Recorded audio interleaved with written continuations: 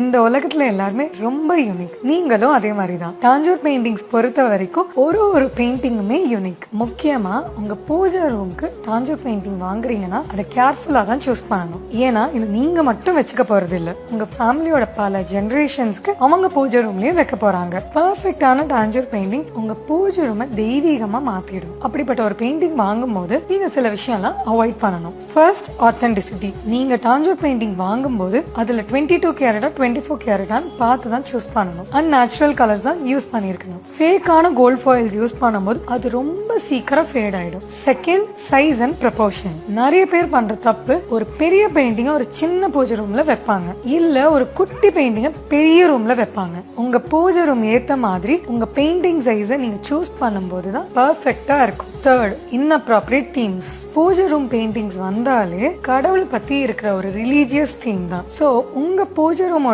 Theme match பண்ற மாதிரி painting choose பண்ணுங்க. காலையில எந்திரிச்சு குளிச்சு நம்ம டே ஸ்டார்ட் பண்றதே சாமி முன்னாடி தான். அப்படிப்பட்ட ஒரு முக்கியமான இடத்துல ஒன்னு பார்த்து செய்யணும். எதையும் காம்ப்ரமைஸும் பண்ணக்கூடாது, மிஸ்டேக்ஸும் பண்ணக்கூடாது.